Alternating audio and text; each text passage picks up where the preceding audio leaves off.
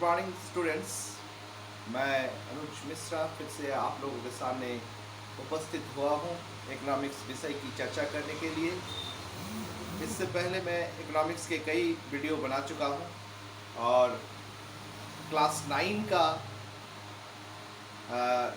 Class 9 के economics विषय पर मैं जो वीडियो बना रहा हूँ वो आज का दूसरा वीडियो है। और मैंने पालमपुर की कहानी नामक एक स्टोरी से एक स्टार्ट किया था, इकोनॉमिक्स को स्टार्ट किया था। और इस चैप्टर के माध्यम से हमें प्रोडक्शन को समझना है, उत्पादन के महत्व को, उत्पादन के विषयों को समझना है।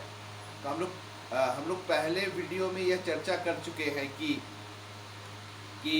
उत्पादन किस प्रकार से होता है, उत्पादन के लिए कौन महत्वपूर्ण है, उत्पादन के विषय को समझाना ये हम लोग पहले वीडियो में कर चुके हैं।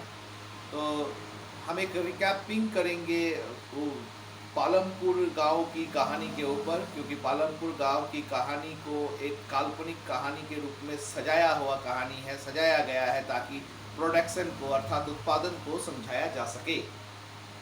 तो हमने कहा था कि पालमपुर की जो कहानी है उस कहानी में पालमपुर एक गांव है, काल्पनिक गांव है जिसमें 450 परिवार रहते हैं और 450 परिवार में 80 परिवार उच्च वर्ग के हैं अर्थात समृद्ध परिवार हैं और 150 परिवार एससी से संबंधित हैं, संबंध रखते हैं और बाकी मिली-जुली लोग वहाँ पर रहते हैं।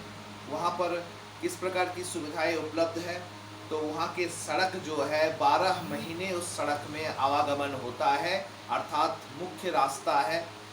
उस पालमपुर गांव से 3 किलोमीटर दूर में एक गांव है, एक कस्बा है जिसका नाम रायगंज है।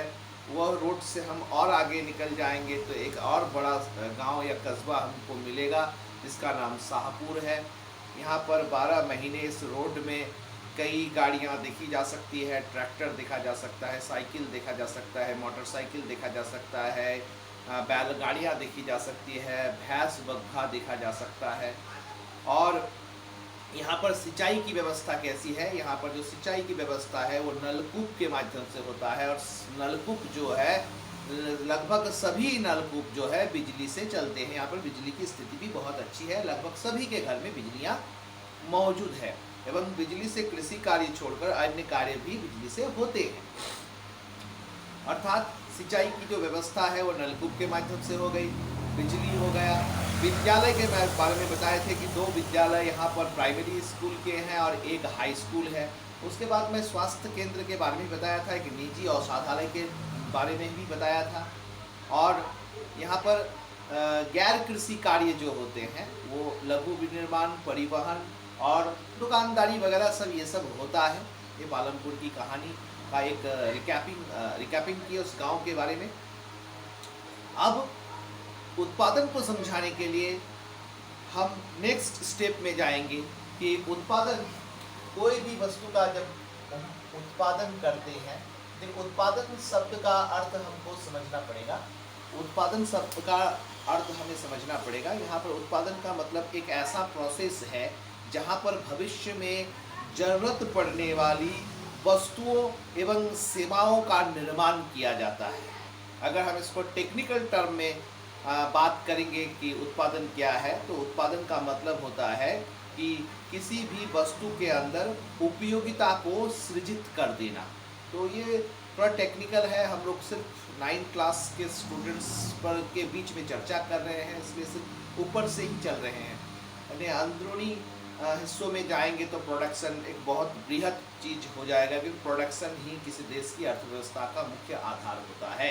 यही तय करता है कि एक देश में कितनी प्रतिशत जनसंख्या बेरोजगार रहेगी, कौन कौन रोजगार रहेगा, भारत की अर्थव्यवस्था में महंगाई किस प्रकार की होगी, नहीं होगी। प्रोडक्शन एक बहुत बड़ा विषय है अपने आप में। तो हम लोग इसको इंटर में कुछ या फिर ग्रेजुएशन में इसको और बृहद रूप में पढ़ते हैं, बट हम 9 क्लास में पढ़ रहे हैं, इसलिए हमें सिर्फ प्रोडक्शन के बारे में जानना है। सिर्फ इतना जानना है कि प्रोडक्शन है क्या। प्रोडक्शन मतलब नए सिरे से वस्तुओं को हम निर्माण करेंगे। इसके लिए हमें क्या चाहिए? जगह चाहिए, भूमि चाहिए। 4 चीज़ जो है हमें प्रोडक्शन के लिए आवश्यक होता है। वो 4 चीज़ क्या है? वो 4 चीज़ है भूमि, भूमि को हम लोग इंग्लिश में लैंड बोलते हैं, और श्रम चाहिए, जिसको हम लोग लेबर बोलते हैं, और पूंजी चाहिए, जिसको हम लोग कैपिटल बोलते हैं, और साहसी चाहिए, साहसी को हम लोग रिस्क टेकर भी बोलते हैं। इसके कई नाम हैं।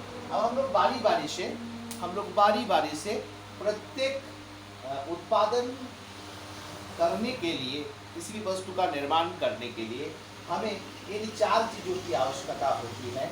इन्हें उत्पादन के साधन या उत्पत्ति के साधन कहा जाता है, और इसे इंग्लिश में फैक्टर्स ऑफ प्रोडक्शन कहा जाता है। तो अब हम लोग भूमि के बारे में, पार्टिकुलरली भूमि के बारे में स्टडी करेंगे, श्रम के करेंगे, पूंजी के बारे में करेंगे, साहसी के बारे में हम लोग अलग अलग तरीके से स्टडी करेंगे कि भूमि है क्या। देखिए, भूमि के बिना हम कहीं पर भी प्रोडक्शन नहीं कर सकते। उत्पादन कार्य करने के लिए हमें भूमि की आवश्यकता होगी ही होगी। तो भूमि पर हम लोग डिस्कशन करेंगे। पालमपुर गांव पे हम फिर से रिटर्न आते हैं। पालमपुर गांव में 75% लोग, 75% लोग कृषि कार्य करके ही अपनी आजीविका चलाते हैं।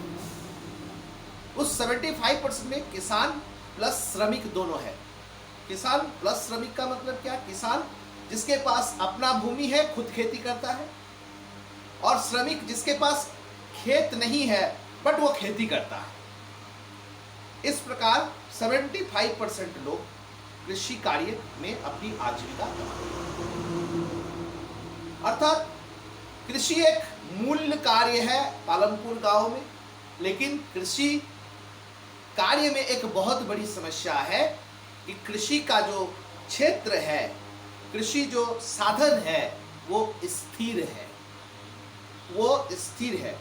हम एक खेत को जब प्रोडक्शन करते हैं तो हम जिस खेत को लेते हैं, या जितनी मात्रा में खेत हमारे पास होती है या फिर भूमि हमारे पास होती है, उस भूमि को हम बढ़ा नहीं सकते हैं।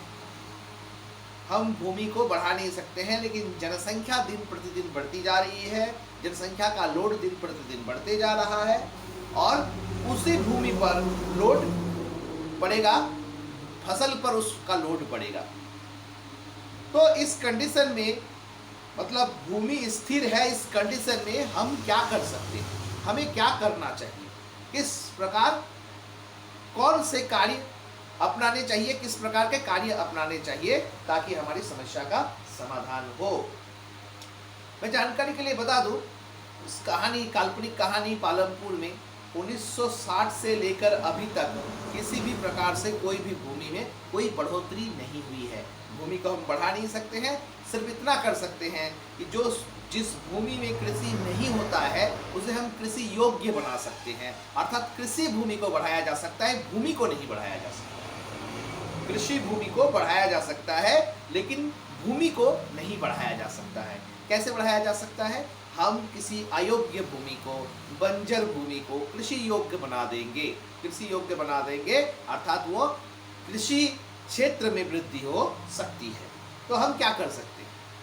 हम क्या कर सकते हैं अपने प्रोडक्शन को बढ़ाने के लिए, जिसमें हम पहला फैक्टर का यूज़ कर रहे हैं, भूमि पर हम लोग चर्चा कर रहे हैं। तो पालमपुर गांव में एक चीज़ और मैं बता दूं कि पालमपुर की जो गांव है, उस गांव में भूमि का जो माप है, उस माप में वो लोग कट्ठा, बीघा, उसके बाद कुंठा, ये सब का प्रयोग करता है। गुंठा एक प्रकार का माप है, लेकिन वास्तविक में जो भूमि का माप हम लोग करते हैं वो हेक्टेयर में करते हैं। हेक्टेयर का मतलब होता है 100 गुने 100 मीटर स्क्वायर, मतलब 10,000 मीटर स्क्वायर को एक हेक्टेयर बोला जाता है। सभी सारे चीज़ों को मिला जुलाकर, पहले वीडियो और दूसरे वीडियो, दोनों वीडियो को मिला जुलाकर हमारे पास एक मैसेज ये आता है कि हम उत्पादन को समझना चाहते हैं, उत्पादन पर उत्पादन को समझना चाहते हैं। उत्पादन के लिए क्या चाहिए कि उसके लिए साधन चाहिए। साधन में एक महत्वपूर्ण साधन क्या है? भूमि है। भूमि को हम बढ़ा नहीं सकते हैं। 1960 से पालमपुर गांव में भूमि को बढ़ाया नहीं जा सका है। भूमि को मतलब कृषि क्षेत्र को बढ़ाया नहीं जा सका है। तो क्या किया जा सकता है जिसमें मेरा प्रोडक्शन बढ़ जाए? यानी प्रश्न चिन्ह कहाँ पे खड़ा होता है? प्रश्न चिन्ह खड़ा होता है क्या उसी भूमि से अधिक पैदावार करने का कोई तरीका है? That is the question. क्या उसी भूमि से अधिक पैदावार करने का कोई तरीका या रास्ता है? ये प्रश्न खड़ा होता है। ये प्रश्न क्यों खड़ा होता है? क्योंकि भूमि स्थिर है और जनसंख्या दिन प्रतिदिन बढ़ते जा रहा है। भोजन की मांग या फिर अन्य वस्तुओं की मांग जो है वो बढ़ती जा रही है। तो दोनों में हम एडजस्ट करेंगे, बैलेंस क्रिएट करेंगे, इक्विलिब्रियम कंडीशन में दोनों को लाएंगे। तो हमें इस प्रश्न का उत्तर ढूंढना पड़ेगा। प्रश्न क्या है? प्रश्न है कि क्या हम उसी भूमि में पैदावार बढ़ा सकते हैं या नहीं। इस पर हम लोग नेक्स्ट वीडियो पर चर्चा करेंगे। यहीं तक इस वीडियो का डिस्कशन रहा। आप लोग इस वीडियो को ध्यान से देखिए और इस पे प्रश्न खड़ा कीजिए, इस पे प्रश्न क्रिएट कीजिए और अपने व्हाट्सएप ग्रुप में मुझे भेज दीजिए। किसी भी प्रकार का समस्या हो तो मैं उस पर भी सॉल्यूशन निकाल कर वीडियो बना कर दे दूँगा।